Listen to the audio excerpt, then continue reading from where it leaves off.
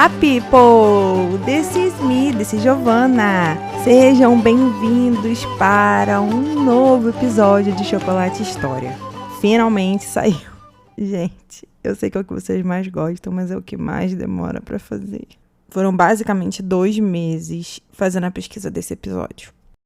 Esse episódio é sobre a Matilda, a Imperatriz Matilda, ela que é a mãe do Henrique II, fundador da Casa Plantageneta, da Casa Real, né, na Inglaterra, o rei, que foi o meu primeiro episódio de todo, né, o podcast, foi sobre ele.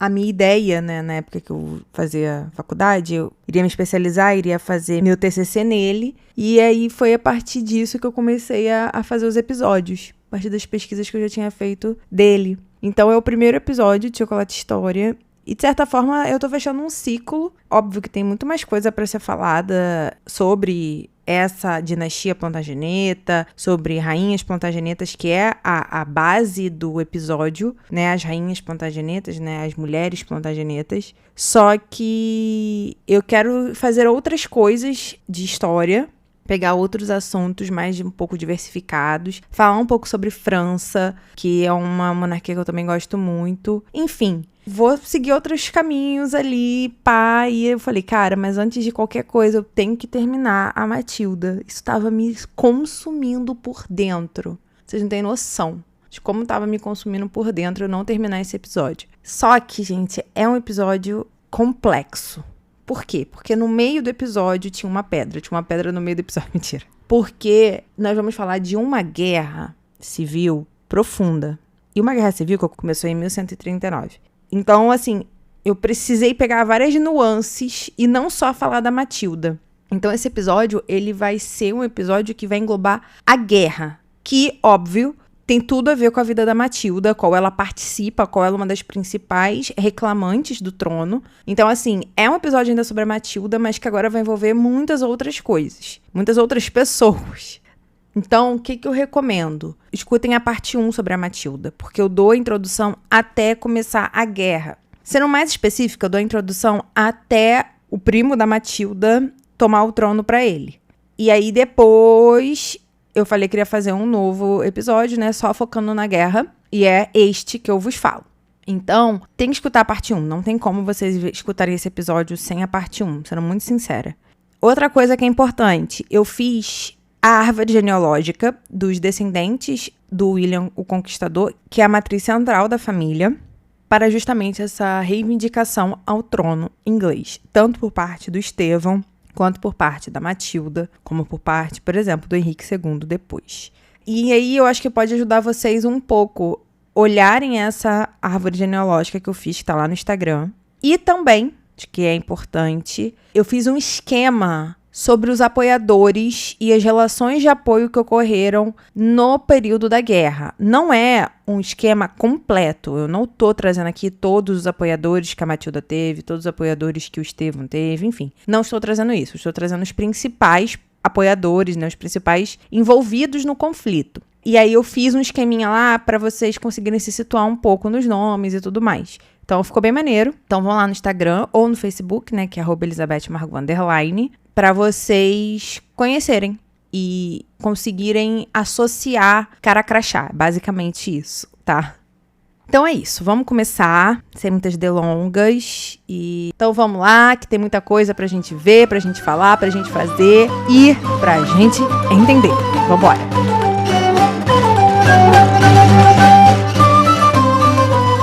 Como eu falei, né, eu terminei a primeira parte do episódio da Matilda com a ascensão do Estevão, que era o primo dela, ao trono inglês pós a morte do Henrique I, pai da Matilda e tio do Estevão. Pois bem, vamos falar um pouquinho desse Estevão, né, desse rei que foi justamente a pedra no sapato da Matilda no processo de reivindicação ao trono inglês e como é que isso vai se desenvolver para a guerra que nós vamos trabalhar.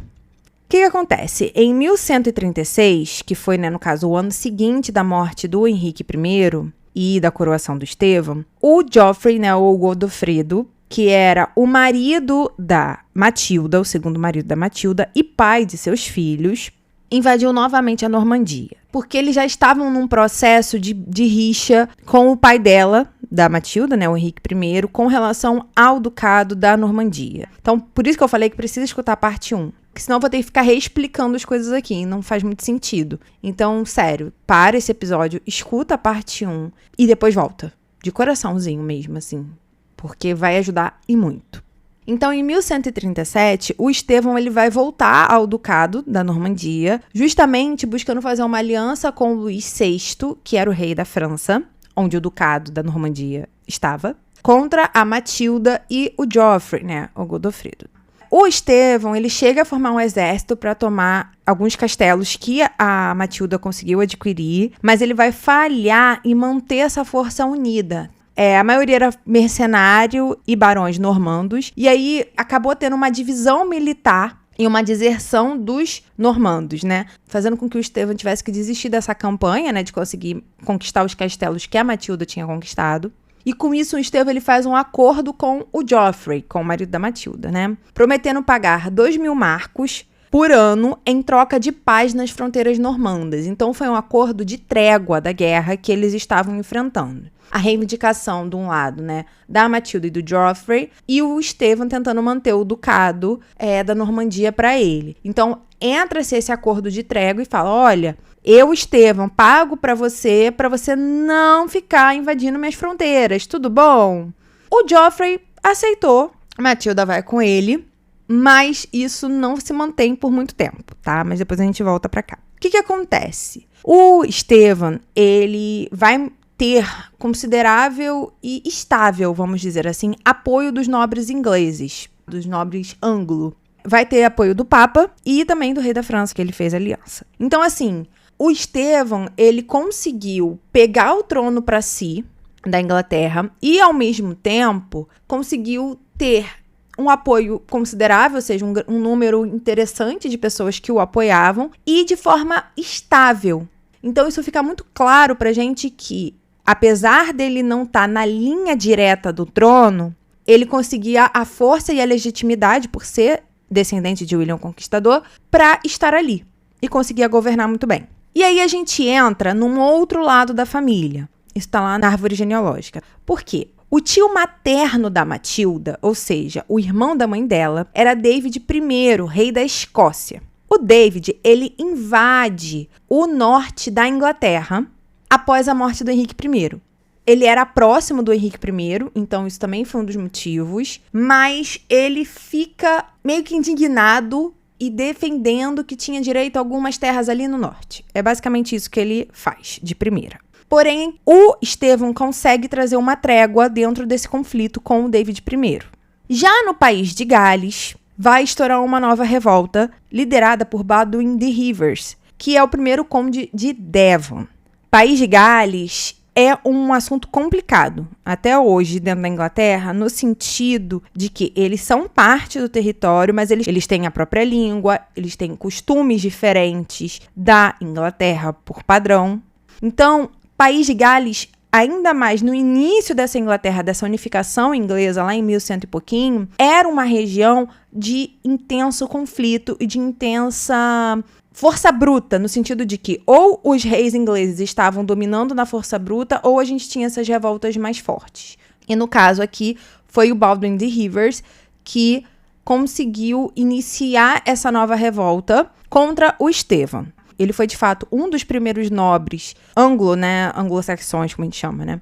A se rebelar contra o rei, contra o Estevão. Só que o Estevão, ele consegue sufocar essa revolta. O Baldwin, ele chega a ser capturado, mas ele vai ser libertado. E no momento que ele é libertado, ele vai para Anjou, se reunir com a Matilda contra o Estevão. Anjou é um outro território nobre que era do marido da Matilda, tá? Ele era o conde de Anjou, lá na França. Então, ela estava em Anjou, naquele momento, no condado de Anjou, e o Baldwin vai para lá para se unir a ela contra o Estevão, pós essa revolta que ele tentou barbarizar, tá? Aí a gente fala de um outro nobre muito importante dentro desse processo, que foi o Robert de Gloucester. O Robert, ele era o filho mais velho do Henrique I. Aí vocês vão bugar e falar assim, Giovana, mas a gente escutou que o Henrique I tinha 2 filhos e o garoto morreu e só ficou a Matilda. Porque no caso, o Robert, ele era o filho mais velho ilegítimo do Henrique I. E ele também era o primeiro conde de Gloucester. Era um poderoso nobre anglo-normando, ou seja, um nobre com linhagem anglo da Inglaterra e normanda da Normandia, essa mistura, ou seja, o pai dele era normando, né, e a mãe provavelmente anglo, eram meio-irmãos e tinha uma relação muito boa. E aqui em nenhum momento eu tô trazendo que o Robert vai reivindicar trono aqui, tá? Tirem isso da cabeça de vocês. Se passou algum momento, pode agir. Não. O Robert, ele vai apoiar a irmã 100%. O que acontece? De início, ele não vai ficar contra o Estevão. Ele não vai se colocar como inimigo do rei. Mas em 1138, ele sai dessa neutralidade com relação ao Estevão e vai apoiar a irmã dele 100%. Isso vai se manter para o resto da guerra. Quando o Robert ele vai renunciar, então, essa fidelidade ao Estevão e vai apoiar a Matilda, é que a gente pode considerar como o início da Guerra Civil na Inglaterra. Porque o Robert, ele era realmente um nobre muito importante, de muito poder de terras, enfim, influência na Inglaterra. E a partir do momento que ele passa a questionar o rei, a gente cria uma cisão dentro da monarquia inglesa naquele momento. E aí, todo o sudoeste da Inglaterra, que é a parte, né, de baixo do sul, mas pro oeste, entra em rebelião contra o Estevão. Paralelo a isso, lá na França, o Geoffrey invade a Normandia novamente, ou seja, ele quebra aquele tratado, aquela trégua que ele fez com o Estevão e invade a Normandia novamente. E, em paralelo a isso, ou seja, eu tenho 3 linhas de conflito, né, acontecendo. O Robert abrindo a rebelião no sudoeste da Inglaterra, o Geoffrey invadindo a Normandia, quebrando a trégua, e o David I, rei da Escócia, invadindo novamente o norte da Inglaterra.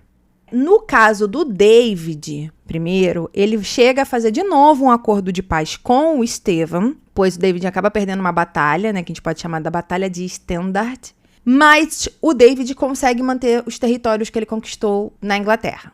Só abrir nesse parênteses, porque a gente depois vai focar nisso, mas por enquanto essa incursão do David na Inglaterra gerou basicamente isso. Ele mantém os territórios que ele conquistou no norte, mas entra num acordo de paz com o Estevão. Aí a gente entra no processo um pouco mais político da coisa.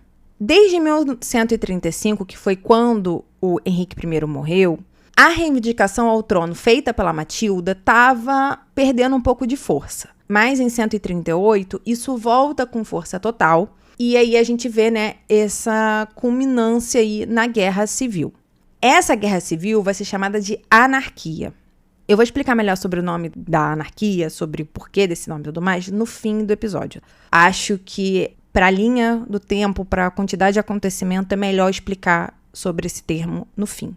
E como eu falei, essa guerra ela tem esse estopim com a movimentação do Robert. Em 1139, grande parte da Normandia já estava na posse do Geoffrey e da Matilda, que junto com o Robert começam a planejar então o avanço para a Inglaterra. Ué, Gi, mas você não falou que o Robert estava eclodindo uma revolta no sudoeste da Inglaterra? Sim, só que ele foge para a França, né, para a Normandia, para encontrar a meia-irmã e o cunhado. E ali eles traçarem um plano muito mais robusto de dominação, de invasão mesmo à Inglaterra. A Matilda, nesse momento, faz a reivindicação de forma oficial, através de um bispo, ao Papa. Essa reivindicação dela, ela era baseada no direito hereditário e nos juramentos feitos pelos barões antes do pai dela morrer. Isso fica... É porque, assim, não é que o Papa não aceita a reivindicação, só que ele também não está disposto a dizer que a reivindicação do Estevão é ilegítima, porque não é. Então, ele meio que fica...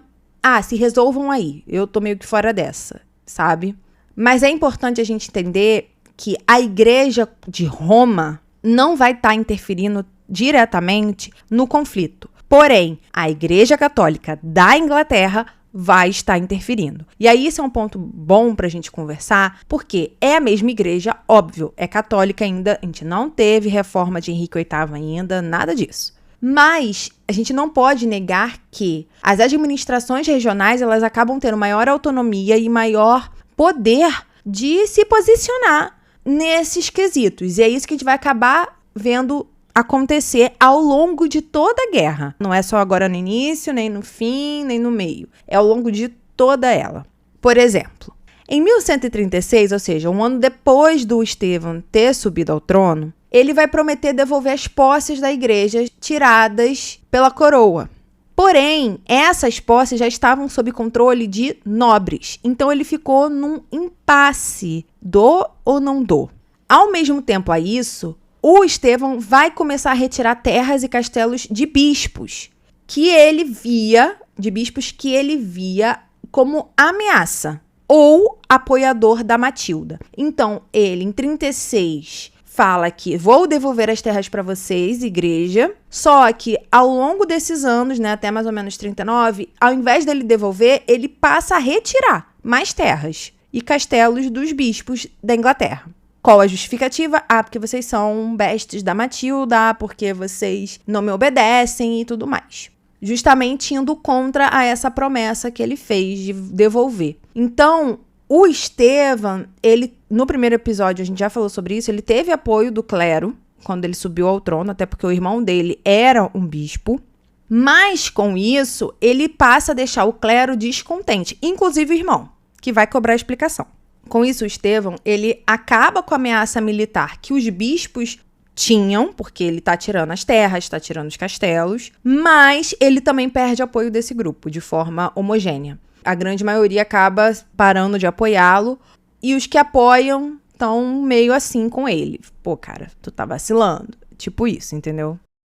Voltando, então, um pouco para a dinâmica da guerra em si, o norte da Inglaterra estava sendo controlado pelo David I da Escócia. Show. O Estevão, ele abandona Gales, a causa de Gales, né? A rebelião e tudo mais. Então, ele deixa Gales para lá. Fala, quer saber? Faça o que vocês quiserem, eu não tô nem aí. Para além disso, ele tinha o Ducado da Normandia, que estava sendo invadido pelo Joffrey e pela Matilda, e que ele tinha que manter, mas ele não tinha força para isso. Então, ele estava brigando em 3 aspectos. Então, ele fala, vai embora, cansei de vocês, Gales, faça o que quiser. O da Escócia, ele faz um acordinho, fala ok. E, com relação à Normandia, os barões normandos, eles passam a não concordar com a quantidade de terra e títulos que o Estevão estava dando para os anglos, né? Ou seja, para os ingleses. E isso gera uma certa insatisfação. Para além disso, o Estevão estava ficando sem dinheiro, devido aos gastos da corte, dos mercenários e as guerras que ele estava travando, tanto na Inglaterra quanto na Normandia. Então, o cara estava ficando meio que sufocado.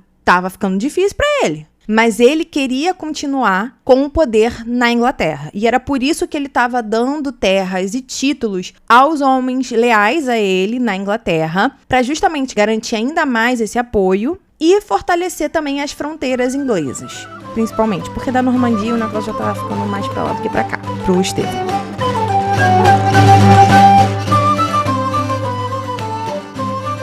A gente já está na guerra civil, conhecida como anarquia? Sim. Porém, os conflitos de fato não começaram ainda. Os conflitos que a gente coloca dentro do guarda-chuva da anarquia. Antes de falar dos conflitos e tudo mais, eu quero falar das 3 linhas de poder que essa guerra vai ter. O Estevão, a Matilda e o Robert. O Estevão, ele vai ser sempre visto como um homem firme e capaz. Era um bom líder militar, teve apoio da esposa, que também se chamava Matilda, mas era Matilda da Bolonha. A Matilda ajudou ele em negociações, a comandar exércitos, liderou a Casa Real quando ele estava preso. Então, assim, ele teve um grande apoio da esposa. E essa a gente pode caracterizar como a linha 1 de poder da guerra. A linha 2 de poder da guerra seria a Matilda, Matilda Imperatriz. Ela tinha uma sólida base de governo desde a época que ela era imperatriz, ou seja, desde o primeiro casamento. Era uma mulher que exigia obediência, que era vista com arrogância e utilizava de ameaças para exercer seu poder. Não era bem vista, vamos colocar assim. Só que eu abro um parênteses que ela não era bem vista porque ela era assim Ou ela não era bem vista porque ela era mulher e agia assim? Porque se eu tenho um homem que age da mesma forma que ela, será que ele vai ser mal visto? Acho que não. Então, né, a gente tem que colocar também, caracterizar o gênero aqui. Ela era uma mulher que defendia o seu poder, o seu direito, a sua linhagem e a sua posição social, política e econômica. Então, isso para uma sociedade basicamente de homens, onde os homens dão as cartas, era visto como algo controverso. O marido da Matilda, né, o Joffrey, ele não vai para a Inglaterra. Ele vai ficar na Normandia. O que o Joffrey queria era a Normandia. A Inglaterra, ele... Beijinho, beijinho, tchau, tchau, é com vocês. Óbvio que ele não largou a mulher dele de mão. Mas o maior objetivo dele era o Ducado da Normandia e, como tal, ele ficou no Ducado da Normandia. Então, Matilda, segunda linha de poder. A terceira linha de poder é o Robert, o meio-irmão da Matilda. Ele era um grande estadista, ele tinha uma enorme experiência militar e uma capacidade gigantesca de liderança. Essa é a terceira linha de poder. Então, olhando essas três linhas, a gente consegue entender que a primeira linha está independente, que é o Stephen, e a segunda e a terceira estão unificadas, com o mesmo objetivo. Quando eu tô trazendo essas linhas para vocês, e tô falando, o Stephen, a Matilda e o Robert, vocês precisam entender que por trás desses nomes tem uma porção de nobres que estão apoiando a causa de cada um.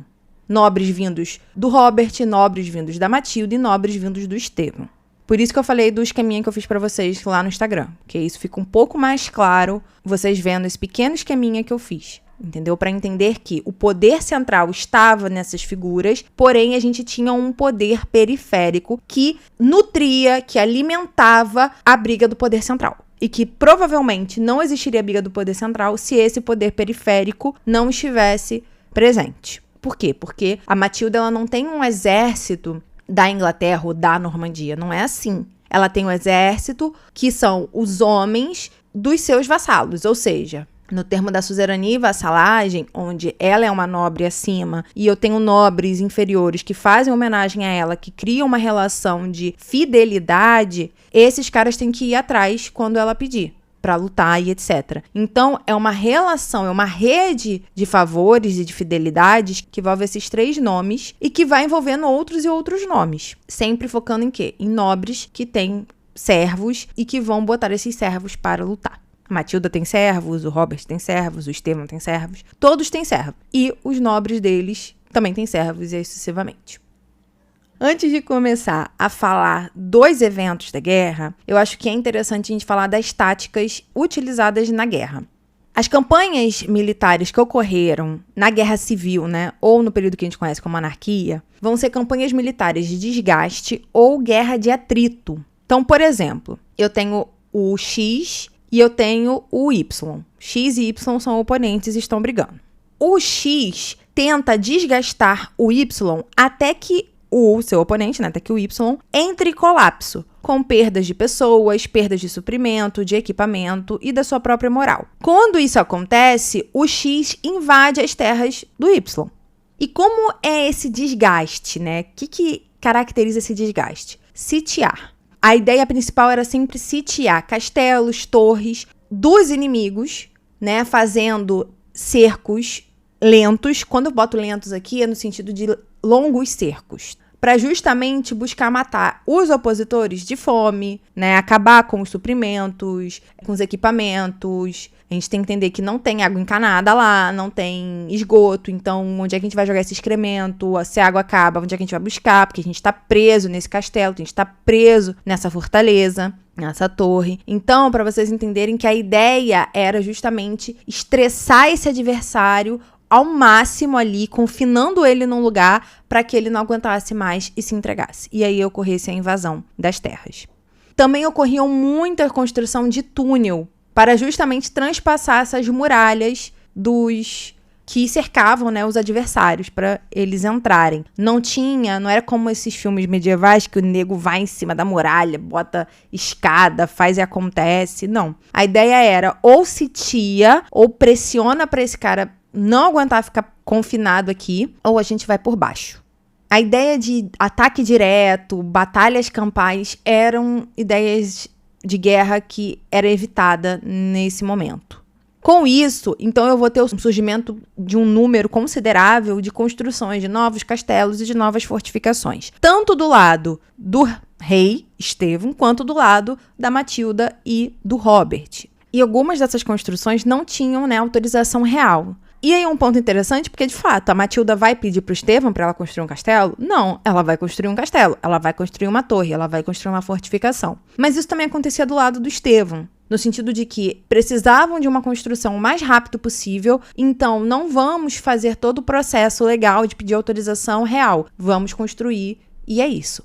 Uma outra coisa que foi muito interessante que eu acabei descobrindo nesse processo, né, nessas pesquisas, foi a construção de contracastelos, ou castelos de cerco. O que era isso? Eram fortificações construídas próximos ao castelo do oponente, ou seja, na nossa ideia de X e Y. X constrói um castelo próximo ao castelo de Y. Isso aumenta a eficácia do cerco de ataques. Por quê? Porque agora eu posso atacar na mesma linha que meu oponente. Ou seja, se a fortificação de Y tem 3 andares, a minha tem 4, eu consigo atacar do terceiro e do quarto andar. E aí talvez Y consiga construir um quarto andar. Já não importa. A linha de pensamento é uma força que cresce contra a força que cresceu e já está presente ali, entendeu? Então eu crio um outro castelo, eu crio uma outra fortificação para bater de frente com a fortificação que eu estou cercando.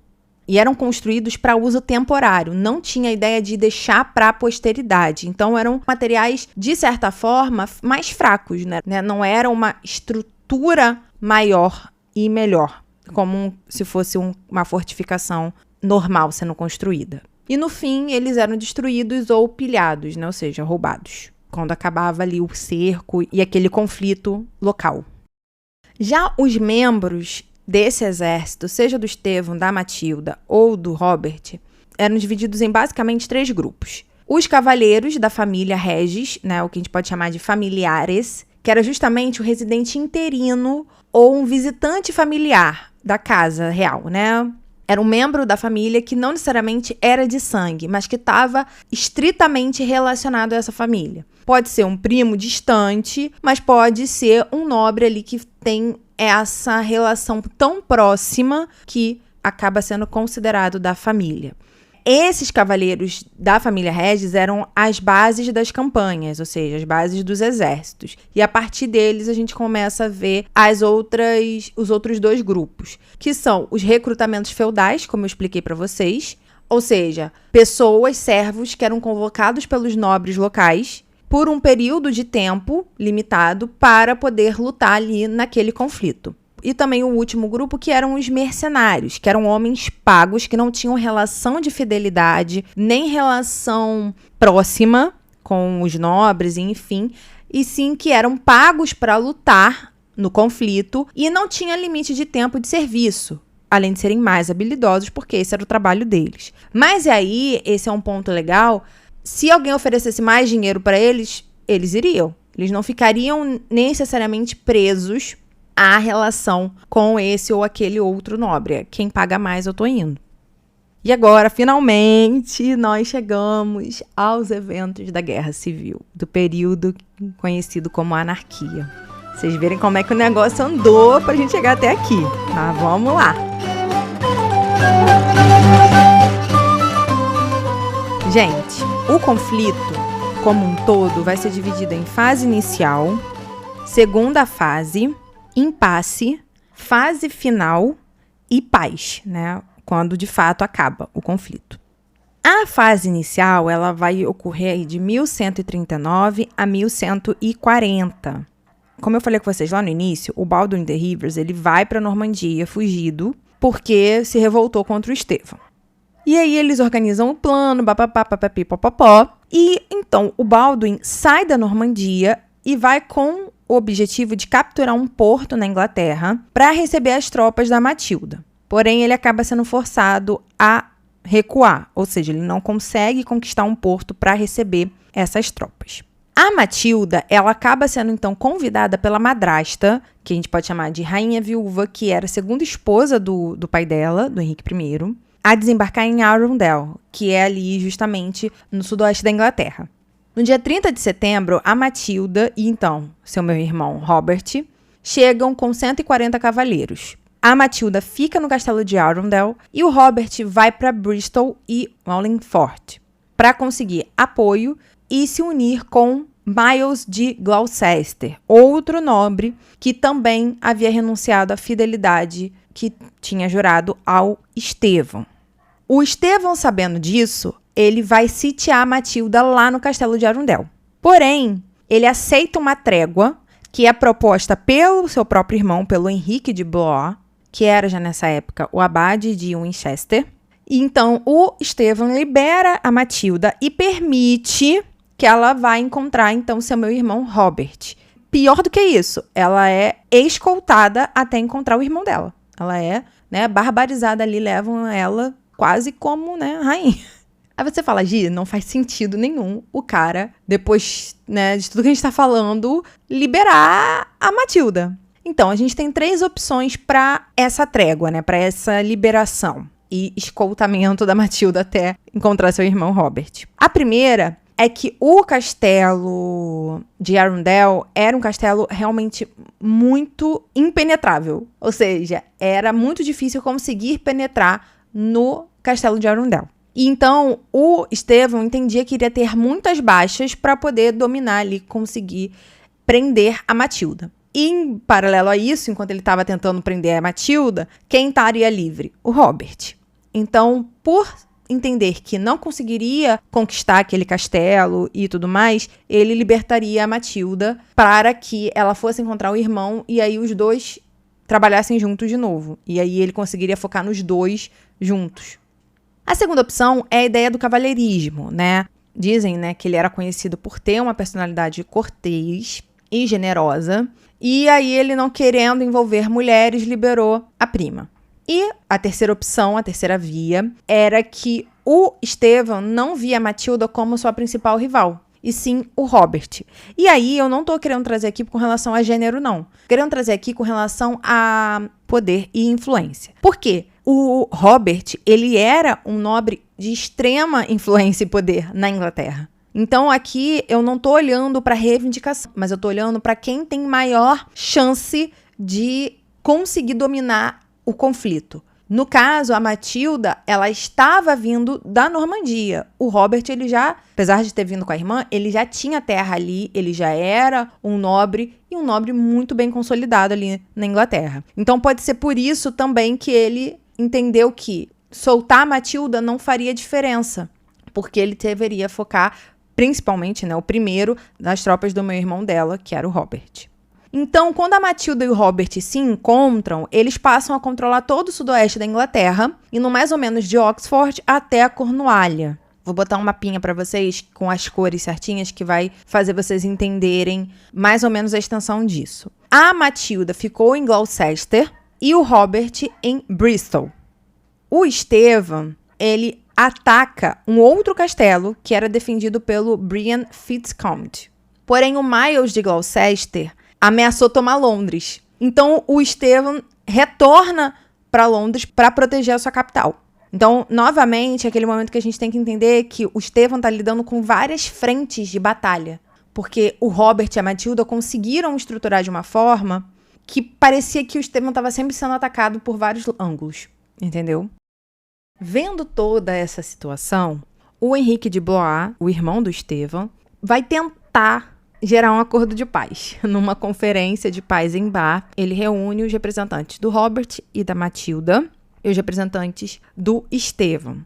Quem eram os representantes do Estevão nesse momento, que foram nessa conferência? A rainha Matilda, a esposa do Estevão, e o arcebispo Teobaldo, que defendia de unhas e dentes e carne o Estevão.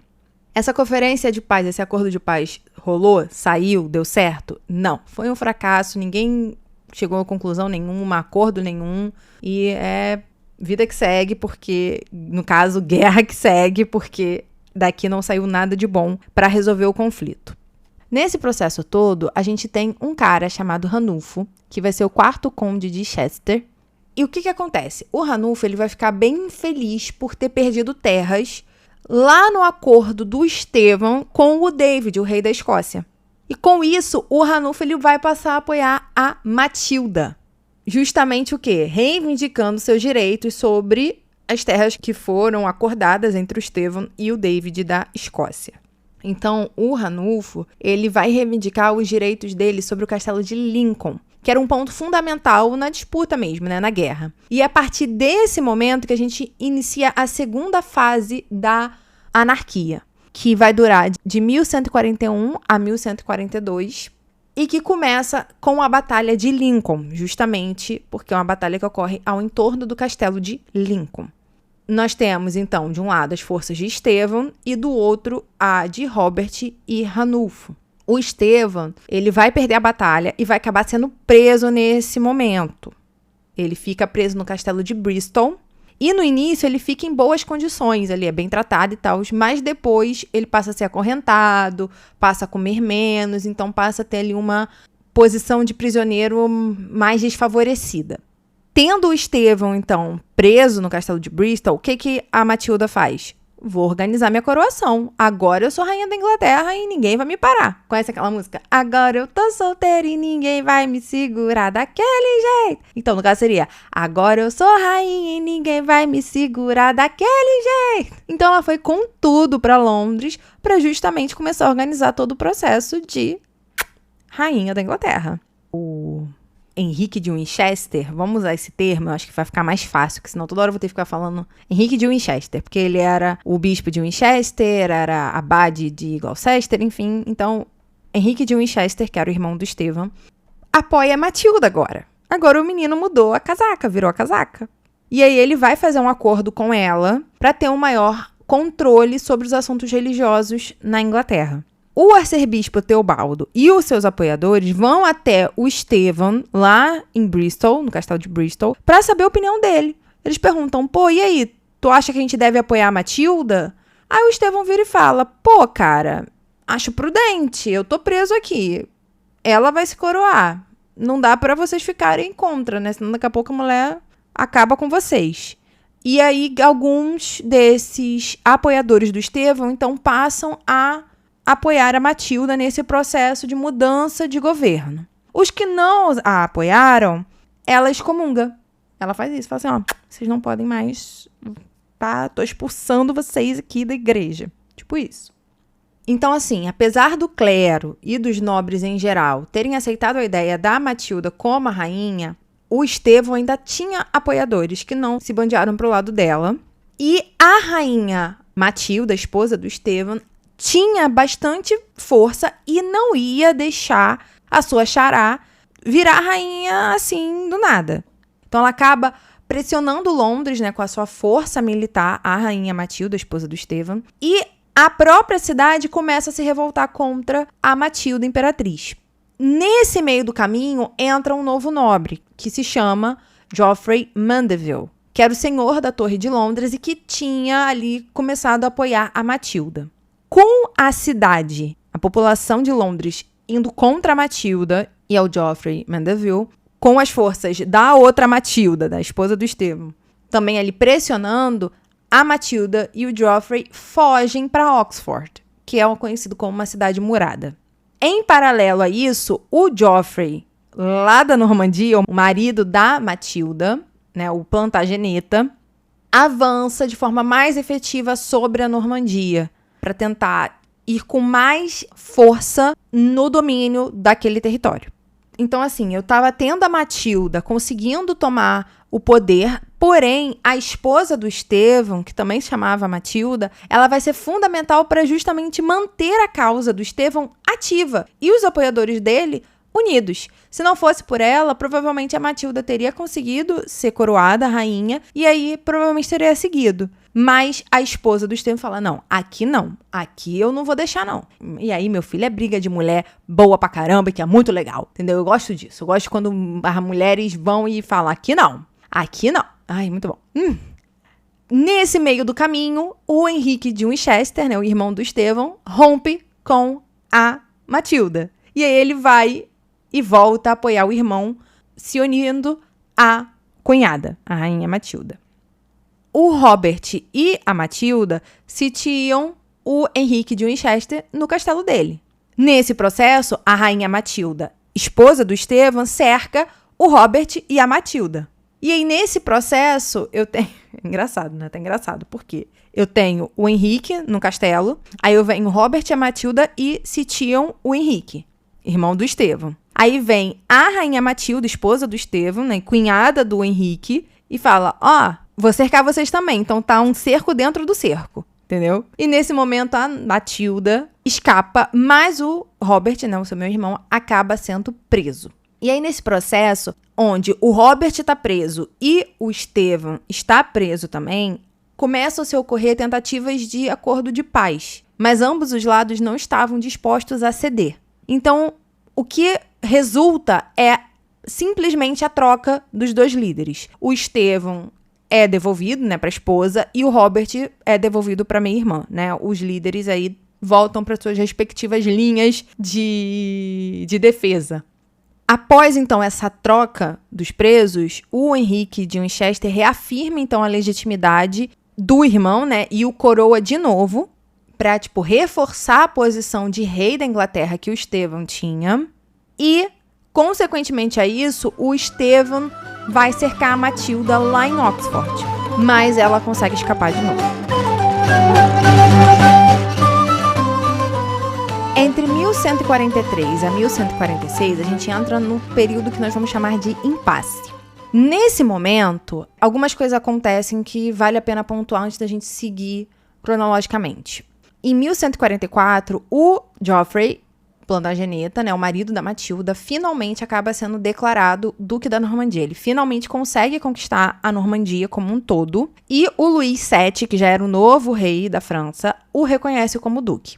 Só esse ponto com o que estava acontecendo na Normandia para a gente agora voltar a focar na Inglaterra. Por que a gente chama de impasse? O que é um impasse? É quando a gente não consegue chegar a uma resolução daquilo, né? Quando é quase como se fosse um momento em que ambas as frentes estão em igual situação. Por exemplo, o Robert sitia o Estevão novamente, mas o Estevão consegue escapar. O Ranulfo volta a atacar o Estevão, mas o Estevão consegue escapar também. Então, assim, o Estevão estava ficando cada vez mais isolado nos seus apoiadores, mas ele continuava firme, usando a rede de nobres que ele tinha traçado. Então, assim, ficou uma posição em que o Estevão, ele não tinha muita força para ir atrás do Robert e da Matilda por si só, meio que perseguir eles pelo reino, porque ele estava muito restrito aos apoiadores dele. Mas a Matilda e o Robert também não tinham castelos suficientes para ir contra o Estevão. Então essa guerra ela fica nesse problema, porque um não tem uma coisa e o outro não tem outra, e ambos não conseguem avançar dentro do conflito. E então, nesse momento, a gente vai ver muitos conflitos pontuais, onde a gente tinha sempre um lado vencendo e ficando em pé de igualdade com o outro. Então, por exemplo, venci nessa batalha. Então, vamos voltar para o nosso X e Y de novo. O X venceu nessa batalha, o Y venceu na outra. O X venceu na outra, o Y venceu na outra. Em alguma batalha, ambos empatam. Então, assim, ficou nesse vai e não vai. Tu vence aqui, eu venço lá, tu vence aqui, eu venço lá. E não saía dali. Um problema também é o Estevão, ele começou a ter uma prática que não foi muito favorável a ele. Por quê? Ele convidava o barão Ursinho Poo para ir lá na corte dele. E falava, pô, cara, vamos ser meu aliado, vamos ser aqui, papapá, papapi, papapó. Vamos se unir. Aí, se o barão Ursinho Poo falasse não, o Estevão prendia o barão Ursinho Poo e tomava os castelos do barão Ursinho Poo. Então, isso foi uma coisa que começou a ficar bem mal vista para ele. E foi uma prática que ele teve, que ele começou a fazer devido a estar muito limitado em ação. Então, já que eu não consigo seguir e ir atrás dos meus inimigos, que eu consiga adquirir mais castelos, mais fortificações. E aí, a gente entra na fase final, que é de 1147 a 1552. Então, assim, o impasse, ele fica de 1143 a 1146. Em 1147, a gente já começa a se encaminhar para o final da guerra. Porque, assim, o que acontece? O conflito, ele começa a mudar gradualmente com esses anos que vão passando, e o cenário não era mais de uma guerra geral, mas sim de conflitos pontuais. Além disso, em 47, o Robert, ele morre. Só que ele morre de morte morrida, ou seja, morte natural, não é morte matada. Então isso também tira aquela terceira linha de poder que era tão importante dentro desse conflito. Para além disso, para além da morte do Robert, no ano depois, em 1148, a Matilda vai voltar para a Normandia. E aí ela volta para a Normandia e não retorna mais para a Inglaterra. Nesse mesmo período, a Segunda Cruzada acontece, o que faz muitos nobres se deslocarem para o Oriente, né? Que iam para Constantinopla, enfim. Então, isso retirou as forças de conflito, porque se meus nobres não estão aqui para lutar, eu vou lutar com o quê? Vou lutar com nada, porque eu não tenho meu exército, porque foi todo mundo fazer a cruzada. Paralelo a isso, eu tenho acordos de paz entre os barões, para garantir as terras e os ganhos monetários. E aí é novamente naquele processo de rede de fidelidade. Vocês estão vendo que a rede de fidelidade está se enfraquecendo? Eu tenho a morte do Robert, ou seja, todas as fidelidades que tinham ligadas ao Robert, de certa forma, se desfazem, de forma bem grotesca aqui falando, tá? Não vou também entrar aqui nessa linha de vassalagem, de fidelidade. Eu já fiz até um episódio sobre isso, tá, gente? Já tem episódio sobre isso, sobre essa relação de fidelidade, de vassalagem, suzerania e tudo mais. Mas o que eu tô querendo dizer é que as redes que existiam agora começam a se enfraquecer, seja por morte, seja por afastamento, né, de local, ou seja, um tá morando num lugar, o outro foi pra cruzada, por exemplo. Então, eu tô tendo um processo de resolução de conflitos mais regional, no sentido de que até os próprios barões estão fazendo acordos entre si. Então, eu sou o barão azulzinho, eu defendo a causa da Matilda. Só que o barão amarelinho, que defende a causa do Estevão, é meu vizinho, né? A gente tá ali junto. E aí a gente conversa, senta e conversa, a gente fala assim, pô, cara, vamos casar nossos filhos, fazer esse acordo aqui pra unir nossas famílias e garantir mais terras e unificar o imposto e nananã. E lacre. Vamos fortalecer a nossa casa dessa forma. O barão azulzinho e o barão amarelinho vão brigar? Mesmo o Estevão e a Matilda ainda brigando, não vão mais, porque eles já se organizaram entre si. Então, essa guerra, ela é para além dessa linha de poder maior, é uma guerra que está relacionada a linhas de poderes menores. E quando essas linhas de poderes menores, nessa rede de socialização, de fidelidade, começa a se assentar e a se organizar e se reestruturar, a guerra, ela também perde o fôlego, ela perde essa importância que estava tendo. Então, acho que isso é fundamental a gente entender dentro de todo esse processo. Mas vamos seguindo porque ainda tem coisa para falar. Aí, a figurinha que começa a aparecer, já no finalzinho da guerra, é o nosso Henrique II. O Henrique, ele é o filho mais velho, é o que vai suceder a mãe, é o herdeiro, dentro da ideia da primogenitura, sucessória, etc. Tanto a mãe quanto o pai. E ele começa a se envolver no conflito. Primeiro ele tenta fazer uma incursão na Inglaterra, mas ele falha porque ele não tinha dinheiro para pagar os homens dele. E quem paga é o Estevão. A Matilda cai fora. Ela fala, eu não vou fazer isso. Você foi para lá porque você quis, se você tá sem dinheiro, se vira. E o Estevão quita as dívidas ali do primo de segundo grau, vamos colocar assim. Nós temos 3 opções do porquê o Estevão fez isso. A primeira é a cortesia familiar, de que, olha, ainda somos sangue, ainda somos família. A segunda seria justamente considerando, né, o término da guerra através de uma forma mais pacífica. Então, vamos manter uma relação, vou pagar suas dívidas para a gente ter uma relação mais pacífica, mais harmoniosa. E a terceira era justamente para construir também um relacionamento com o Henrique, porque, querendo ou não, ele ainda era um forte candidato ali dentro da causa da mãe, da reivindicação do trono. A Matilda, como eu falei, ela não volta para a Inglaterra, ela fica na Normandia e o principal objetivo dela é estabilizar o ducado, né, o ducado da Normandia, e conseguir aí o maior apoio para o Henrique II no trono inglês. Então ali a gente já vê um deslocamento da reivindicação. É a mesma reivindicação, tá, gente? Isso lá no esqueminha eu deixei claro, é a mesma reivindicação. Porém, ela deixa de falar que é pra ela e passa a falar que é pro filho. Olha, o meu filho vai assumir. Ele é mais novo, ele é homem, ele tá com mais fôlego, mais firme, nananã. Então, ele vai assumir, enquanto eu tô aqui reconstruindo o ducado e dando todo o suporte pra ele. Em 1149, o Henrique ele volta à Inglaterra e ele faz uma aliança com o Ranulfo.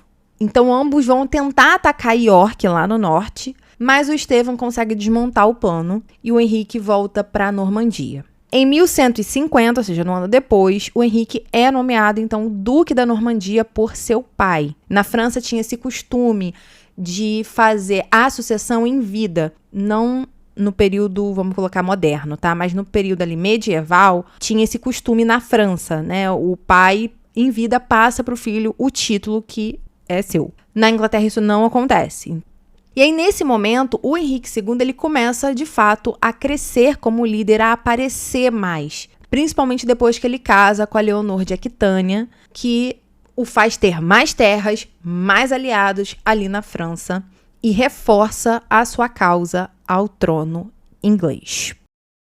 Em 1151, o Godofredo, né, o Geoffrey, morre, o marido da Matilda, pai do Henrique II. Ele vem a morrer em 51, um ano depois de ter passado o título de duque para o seu filho, para o Henrique. E isso é importante porque aqui a gente começa a ver os caminhos de fato tomando mais concretude. O caminho da Matilda seguindo para a ideia da manutenção e do cuidado e do fortalecimento do Ducado da Normandia, e o caminho do Henrique seguindo para o trono da Inglaterra.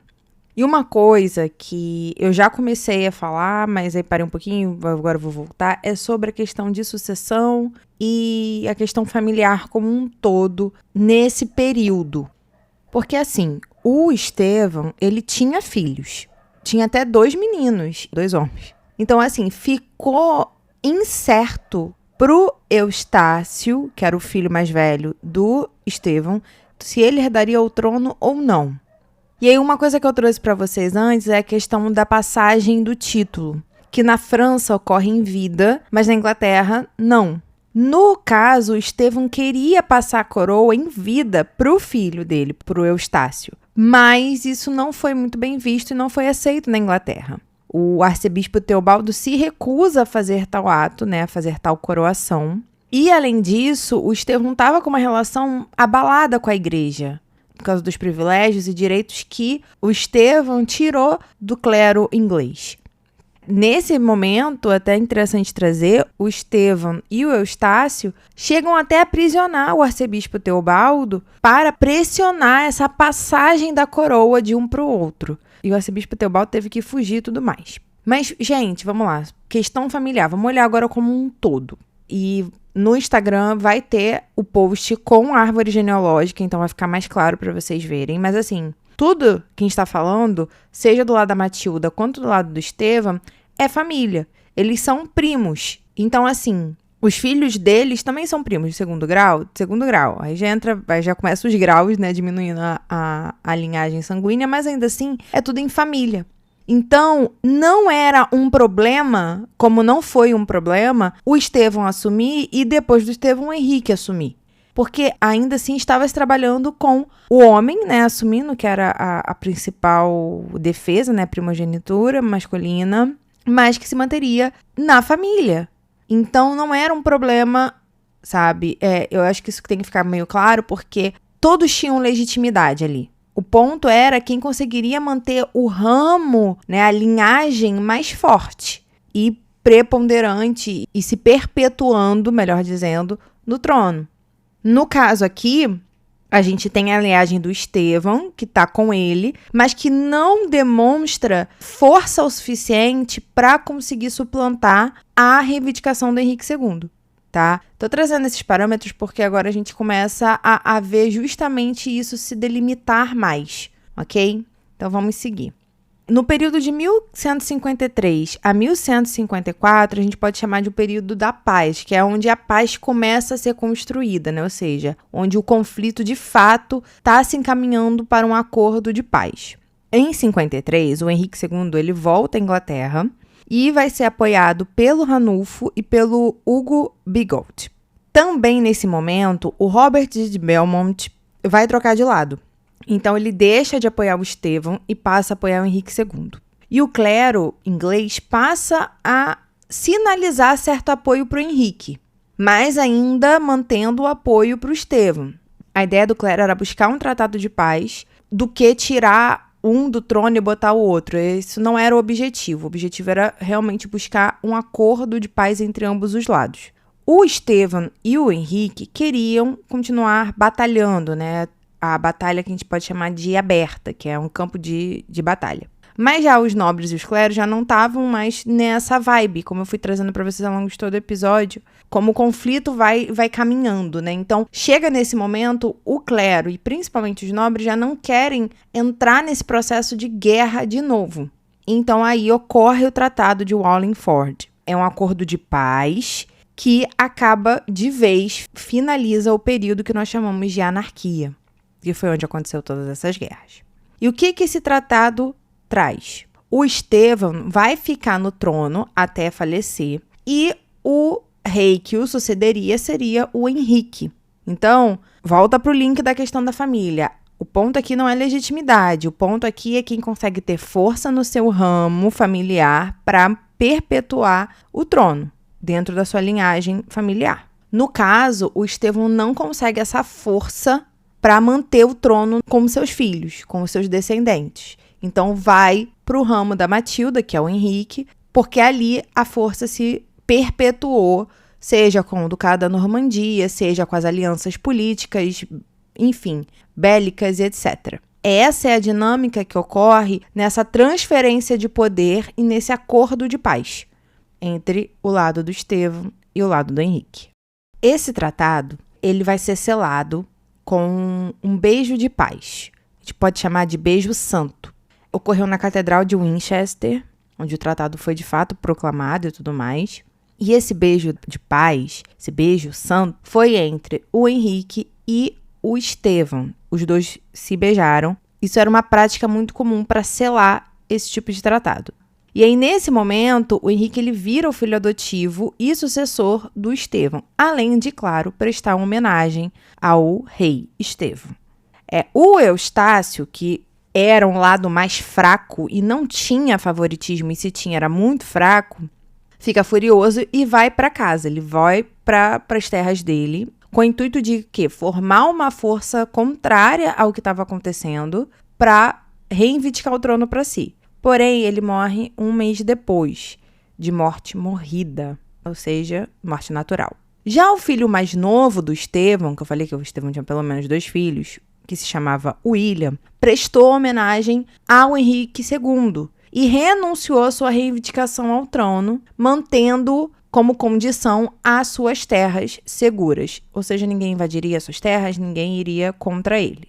O tratado foi feito, ratificado, assinado, no verão de 1153. O Estevão morre em outubro de 1154. Ou seja, foi um pouco mais de um ano entre selar o tratado, entre oficializar esse tratado, e a morte do Estevão. Então, qualquer fragilidade que poderia ter acontecido, ou que geraria uma certa quebra do tratado, ela não conseguiu crescer, vamos usar desse termo, porque o Estevão morre muito pouco tempo depois, garantindo a passagem tranquila de trono, saindo do Estevão e indo para o Henrique.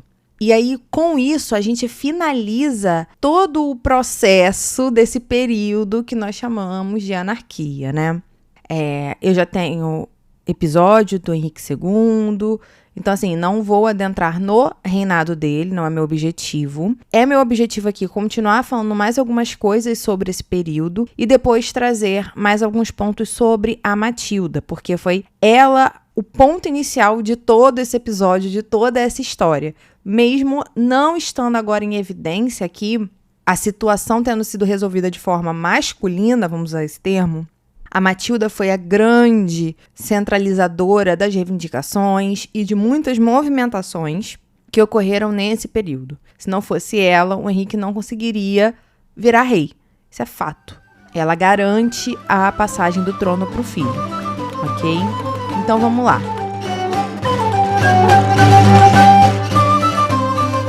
Vamos falar sobre a origem do nome anarquia. Esse nome teve origem no período vitoriano, ou seja, não é da época em que aconteceu as guerras e tudo mais. Foi através dos estudos do William Stubbs que um dos seus alunos, o John Hound, cria o termo. Por quê? O que levou esse John a criar esse termo? O William Stubbs trazia muito esse período como uma ruptura na Inglaterra. Ou seja, de que houve uma ruptura durante esse período, né? Uma ruptura no quê, Gi? Na política, no governo, na história, vamos dizer assim, linear da Inglaterra. Esse momento de 1139 a 1154, nesses 15 anos, foi um momento em que nada se perpetuou, que tudo virou um caos. Essa era mais ou menos a ideia que ele queria trazer, por isso que chama de anarquia. Só para fechar essa ideia, esse termo e esses conceitos que eu tô trazendo para vocês, tá muito atrelado à ideia de que a história é uma jornada, que ela vai ter um passado obscuro para ter um presente glorioso, mas isso é muito uma história feita do século XIX, tá? Essa era muito a ideia que os historiadores do século XIX tinham, né? De uma jornada, de que você tem uma parte escura para poder vencer no futuro, no presente, etc. Muito um pouco da ideia do positivismo que surge ali no século XIX. Então, essa quebra de lei, essa quebra na ordem, né, esse conflito, essas guerras que geraram todas essas rupturas nos sistemas da Inglaterra, dá a ideia de que, nossa, viveram numa anarquia, num período em que não tinha nada, era olho por olho, dente por dente, entendeu? Mas não é assim. Não foi um conflito generalizado, não foi algo que destruiu as estruturas sociais, políticas, enfim. Mas foi um conflito que envolveu muito a nobreza, mas isso não caracteriza como se ela tivesse perdido a lei, entende? Outra coisa que reforça que não houve essa quebra, que não houve essa ruptura, foi os próprios esforços do Henrique II em manter, né, em dar continuidade a certas características do governo do Estevão. Isso é uma coisa que o Henrique mantém. Ele mantém certas dinâmicas que o antecessor tinha feito, tá? Tinha implementado. Então, assim, o nome ele continua sendo usado porque acabou virando parte da história. Mas não tem esse significado, tá? Não olhem para esse nome como um significado de ruptura. Olhem para esse nome como um significado de reformulação de alianças e de reestruturação de poderes. Eu acho que é muito mais olhar para esse conflito dessa forma, onde eu tenho alianças sendo reformuladas, poderes sendo reestruturados e recentralizados em outras figuras, porque entendam que a figura de maior poder central morreu com Henrique I. E aí eu tenho dois lados que não se uniram. Então, esses dois lados se reformularam, se reestruturaram para ver quem, no fim, conseguiria perpetuar o poder. No caso, foi o lado dos Plantagenetas, do Henrique II, dos duques da Normandia, da Matilda. Mas poderia ter sido o lado do Estevão. Então, olhem para esse período dessa forma. E não como algo que quebrou, que rompeu, que não tinha ordem, que não tinha lei, que não tinha nada. Agora falando um pouquinho da Matilda, principalmente após a morte do Geoffrey, do marido dela, em 1151, o que acontece? A Matilda ela vai retornar para a Normandia, como eu já falei para vocês, ela vai focar na administração do ducado, ela não volta para a Inglaterra, nunca mais, ela continua na Normandia até morrer. Uma outra coisa que é importante, nesse retorno da Matilda, ela e o marido, antes do marido morrer, fazem as pazes com o Luís VII, que era o rei francês, e isso ajuda ao Henrique II ter mais força na reivindicação do trono. E quando o Geoffrey morre, o Henrique passa a ter todo o direito das terras do pai. A Matilda era um ponto de referência para o Henrique, então apesar do Henrique ser o duque da Normandia, ela ainda era um ponto de ordem, de governo, de poder ali naquela região. E assim, justamente por isso que ela encontra um ducado que está em desordem, que tem diversas ameaças de barões para se rebelar contra o marido dela, que apoiavam o Estevão, por exemplo, mas que quando o Henrique ele sobe ao trono, a Matilda consegue neutralizar esses questionamentos, essas insatisfações. E ela passa a atuar como representante do Henrique II e a presidir, de fato, o governo de todo o ducado da Normandia. Tanto que no início do reinado, do ducado, e até mesmo do reinado do Henrique II na Inglaterra, as cartas régias elas eram emitidas com o nome do Henrique e o da Matilda, como se os dois estivessem reinando juntos. o Henrique vai recorrer muito a Matilda para pedir conselhos sobre questões políticas, sobre como se portar, o que fazer nesse aspecto no outro. Ela chegou a estar envolvida na mediação de uma possível paz entre o Henrique e o Thomas Becket, que é um episódio que eu também já fiz, de uma crise que ocorreu no reinado do Henrique II, muito boa. E assim, para além das resoluções e de trabalhar nas questões do Ducado da Normandia e da Inglaterra, né, do Reino da Inglaterra, ela também vai lidar com outras crises diplomáticas. Vou citar 2 delas aqui. A primeira é a crise sobre a mão de São Tiago. Essa mão de São Tiago é uma relíquia que a Matilda trouxe da Alemanha, quando ela ficou viúva, e que o novo imperador do Sacro Império Romano, o Frederico I, considerava como parte do tesouro imperial. Então ele passa a reivindicar a mão de São Tiago. A Matilda, juntamente com o seu filho, com o Henrique, vão contra-argumentar que a popularidade da relíquia na Inglaterra era mais importante do que ser um tesouro imperial e nananã. E, para além disso, eles passam a dar presentes luxuosos, como um suborno mesmo, para o Frederico I deixar de reivindicar a mão de São Tiago. Presentes esses que a própria Matilda escolheu. Então, assim, o Frederico retira, então, essa reivindicação depois desses convencimentos e desses presentes que ele recebe da Matilda. Já a segunda crise que ela vai trabalhar é uma crise que envolve o Luís VII. O Luís VII, que é o rei da França, vai procurar Matilda em 1164 para ela ajudá-lo a apaziguar uma disputa sobre os fundos das cruzadas. Eu não vou entrar no detalhe, porque tinha todo um processo de acúmulo de dinheiro, enfim. Não vou entrar no detalhe desses fundos das cruzadas. Mas o que eu queria trazer aqui é que até outros reis, no caso, o da França, o Luís VII, pede ajuda para ela resolver um problema. Fala, pô, cara, me ajuda porque eu não tô conseguindo lidar com isso aqui, acho que você vai lidar melhor. E ela ajuda, e ela vai lá e resolve. Uma outra coisa que é importante trazer da Matilda é que quanto mais velha ela foi ficando, mais dedicada aos assuntos religiosos ela foi ficando. Além de, claro, continuar governando a Normandia.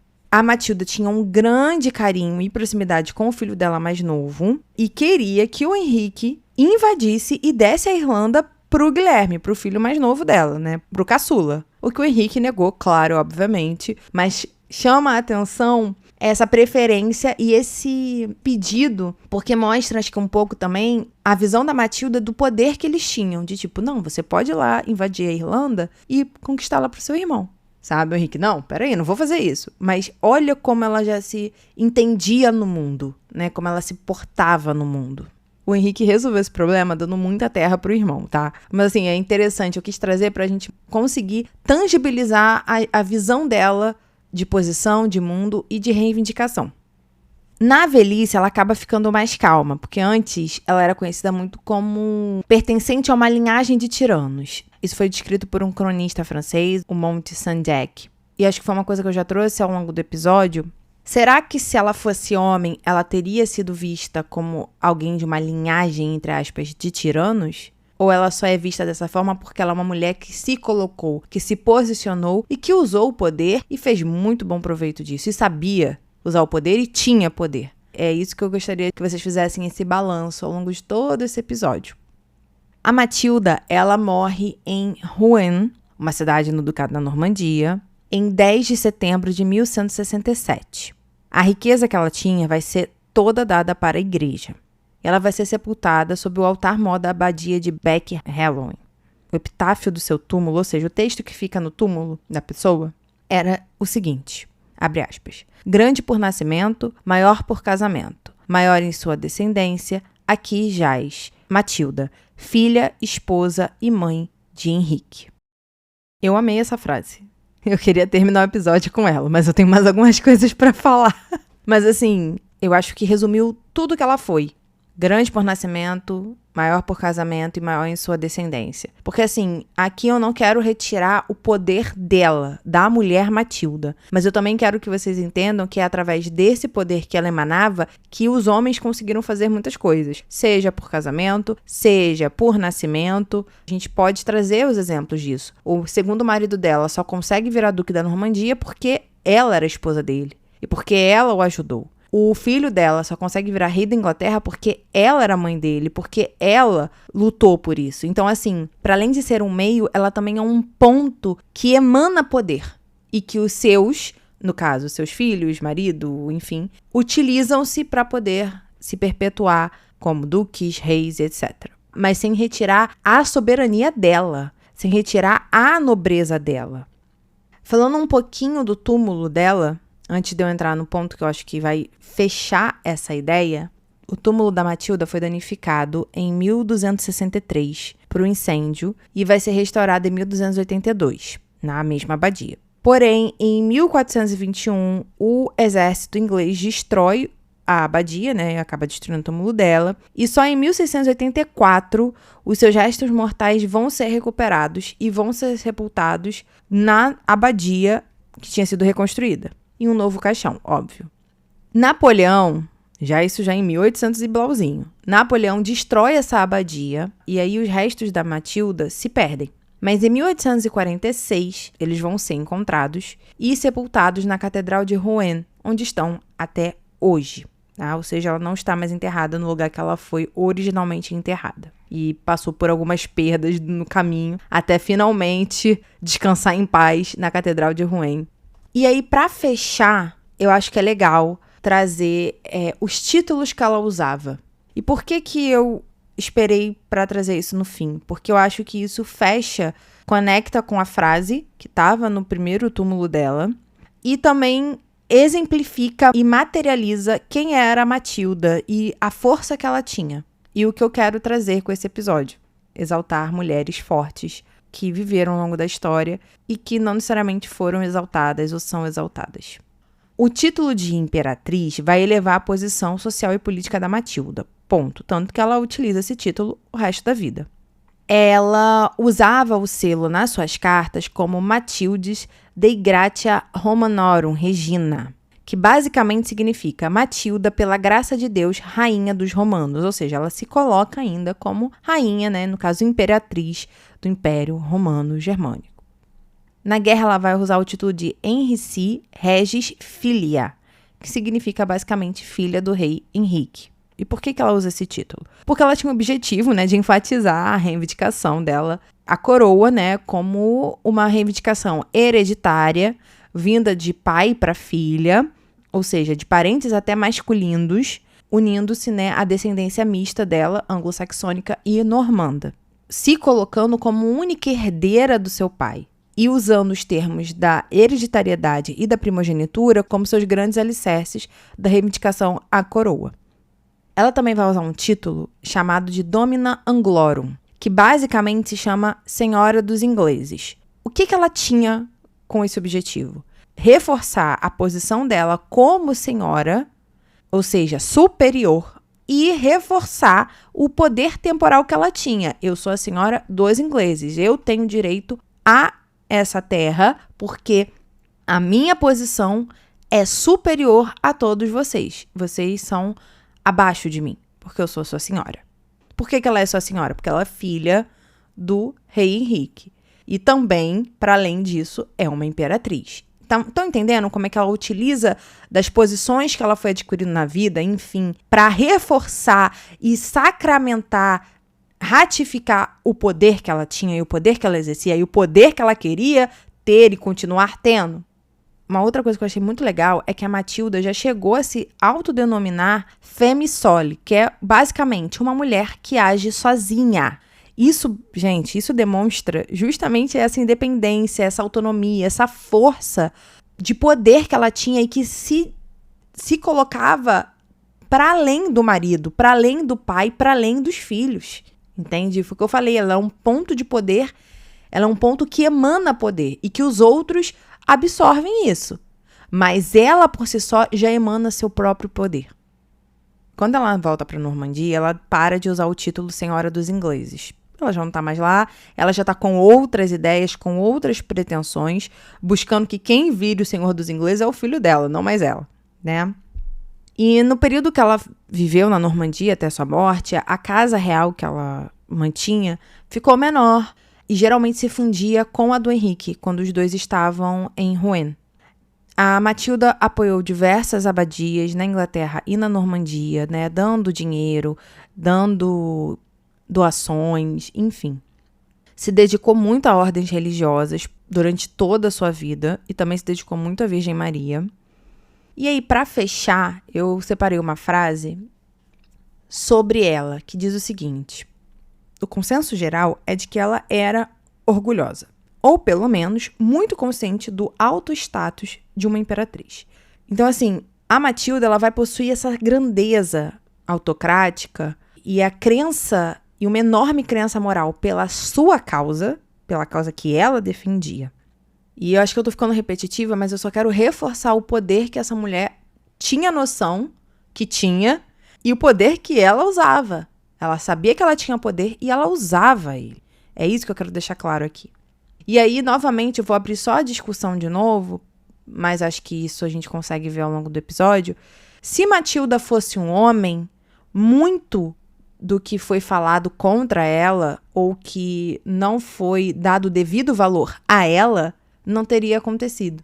No caso, teriam vários relatos falando bem, vários relatos exaltando os seus feitos, mas não os tem porque ela é uma mulher e não um homem. Então, um dos meus maiores objetivos com esse episódio, e com todos os episódios que eu faço sobre mulheres na história, é exaltar e mostrar a força, o poder, a expertise mesmo dessas mulheres.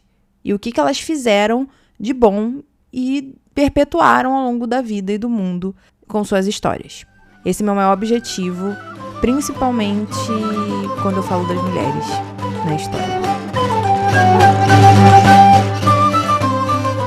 Gente, é isso. Terminei finalmente esse episódio. Acho que foi o episódio mais longo de se fazer, de se gravar, de se escrever, meu Deus, de se pesquisar, de tudo. Foram muitos anos fazendo esse episódio, né? Basicamente, a primeira parte saiu já tem uns 2, 3 anos por aí. Então, tô me redimindo finalmente. Eu tô tirando um peso das costas, finalizando esse episódio da Matilda. Tô muito feliz por ter finalizado, muito feliz por ter conseguido trazer tudo isso. Vocês viram que não é algo trivial, é profundo, é complicado, é difícil, não é fácil. E ao mesmo tempo que eu estudando, eu ia montando a árvore genealógica logo, porque às vezes, eu não conseguia finalizar tudo num dia. E se eu voltasse outro dia e não olhasse pro que eu tinha feito da árvore genealógica, eu ficava perdida. Eu falava, meu Deus, quem é essa pessoa? O que é isso? O que eu tenho que fazer aqui? Quem é que eu tô analisando aqui? Então, assim, me ajudou muito o processo com a árvore genealógica, então eu vou deixar lá pra vocês. Muito carinho, fiz com muito carinho, com muito amor. Acho que vai ajudar muito vocês a compreenderem também o esquema de poder, né, da reivindicação do trono inglês. Eu acho que também vai ajudar bastante vocês. E é isso, assim, acho que eu não tenho mais nada pra falar, porque vai ser uma bomba grande esse episódio, né? Vai ser grande, vai fechar um ciclo de um episódio inteiro que eu ainda tô demorando pra terminar, mas enfim, saiu, nasceu e tá aqui. Graças a Deus e a mim. E eu acho que nada mais, nada menos terminar esse episódio trazendo a frase icônica que remete a Matilda. Grande por nascimento, maior por casamento, maior em sua descendência. Aqui jaz Matilda, filha, esposa e mãe de Henrique. E é isso, gente. Um grande beijo. Fiquem com Deus. Até o próximo episódio. Tchau!